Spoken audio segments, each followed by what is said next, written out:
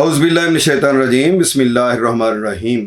अस्सलामुअलैकुम ख़वातीन व हज़रात, मैं हूं आपका होम्योपैथिक डॉक्टर रिजवान साकिब और आपसे मुखातब हूं शमा होम्यो क्लिनिक लाहौर पाकिस्तान से।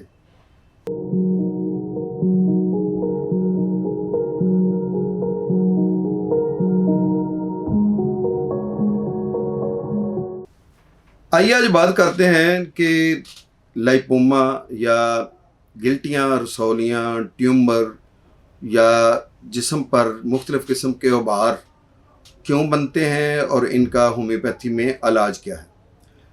आपने देखा होगा कि बाज़ लोगों के किसी न किसी जगह पर गिल्टी निकली होती है या बहुत बड़ी बड़ी जो है ना गिल्टियाँ होती हैं, कई को पेट पे, कोई पूरे जिस्म पर, पूरी बॉडी पर और बाज़ दफ़ा किसी मखसूस जगह पर।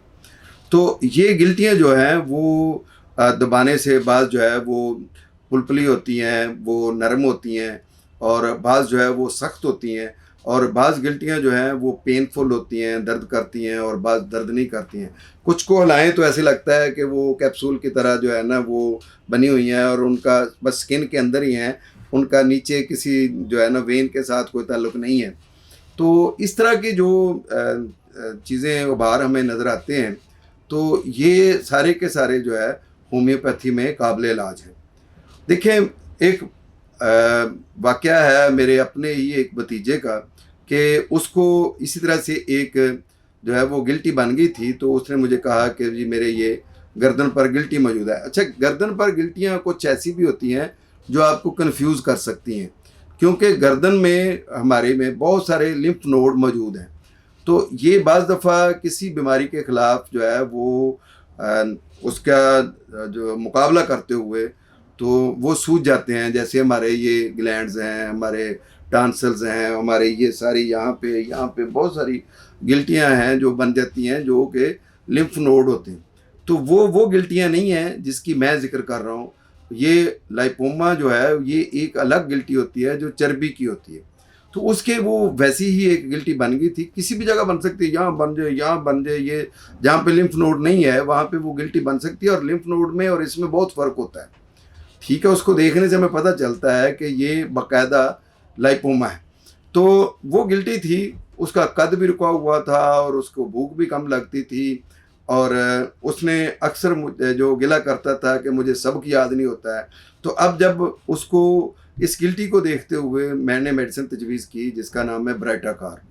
तो ब्राइटाकार मेडिसिन देने से उसकी कद भी बढ़ना शुरू हो गया, उसकी वो गिल्टी भी ख़त्म हो गई और उसकी तालीमी इस्तादाद या उसको पिक करने की जो सलाहियत थी वो बढ़ गई, जिसकी वजह से वो अपने क्लास में भी शार्प बच्चों में जो है ना वो शुमार होना शुरू हो गया। तो ये वो चीज़ें हैं जो मैं आपको बताना चाहता हूँ कि हमारी एक होम्योपैथी की मेडिसिन कई जो बीमारियों को ठीक करती है, कई कमज़ोरियों को ठीक कर देती है। इसी तरीके से अनवांटेड ग्रोथ जब हमारे ज़हन में आता है, वो बेशक जिस्म पर गैर ज़रूरी बाल हों, बेशक वो मोके हों, बेशक वो गिल्टियाँ हों, कोई भी किसी भी किस्म की अनवांटेड ग्रोथ है, वो अंदरूनी अनवांटेड ग्रोथ है या बैरूनी अनवांटेड ग्रोथ है, तो फौरी तौर पर ज़हन में होम्योपैथी की मेडिसिन आती है थूजा। तो थूजा जो है वो अनवांटेड ग्रोथ की बहुत अच्छी मेडिसिन है। ये हमारी गिल्टियों पे, रसौलियों पे, ट्यूमर पे बड़ा अच्छा काम करती है। इसी तरीके से जब हम ट्यूमर का नाम लेते हैं तो लेपस अल्बा हमारे जहन में मेडिसिन आती है। ये भी होम्योपैथी की बहुत अच्छी मेडिसिन है और ये रसौलियों के लिए बहुत अच्छा काम करती है, उसके उनके ख़ात्मे के लिए। और जब हमारे जहन में आता है कि सख्त किस्म की गिल्टियाँ हैं, हार्ड हैं, तो हमारे जहन में फौरी तौर पर कैल्केरिया फ्लोर आती है या कैल्शियम फ्लोरिकम आती है। ये भी होम्योपैथी की ऐसी मेडिसिन है जो हार्ड किस्म की गिल्टियों को डिज़ॉल्व कर देती है, ख़त्म कर देती है।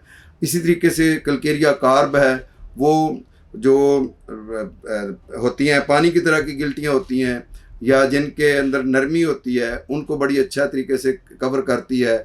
और सख्त गिल्टियाँ ख़ास तौर पर जो 40 साल से ऊपर के लोगों को बनती हैं, उनमें ब्राइटाकार बहुत अच्छी मेडिसिन है। ये ऐसे लोगों के लिए बहुत अच्छी है जो बच्चे जिनका कद भी रुका हुआ हो और उनको इस तरह की छोटी मोटी गिल्टियाँ मौजूद हों, तो उनके लिए ये बहुत अच्छी मेडिसिन है।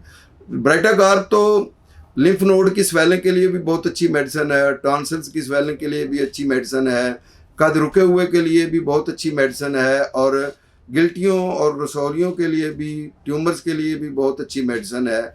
इसका दायराकार बहुत बड़ा है। इस तरह से अगर ख़तरनाक गिल्टियाँ हैं, जैसे कैंसर की गिल्टियाँ हैं, तो उसमें कार्सिनोसन बहुत अच्छी मेडिसिन है, और इसके अलावा कोनियम जो है वो बहुत अच्छी मेडिसिन है। होम्योपैथी में अकॉर्डिंग टू सिम्टम्स अगर मेडिसिन दी जाए तो गिल्टी या रसौली या ट्यूमर किसी भी किस्म का हो वो काबिल इलाज है। बहुत शुक्रिया। अल्लाह हाफिज़। अस्सलामु अलैकुम।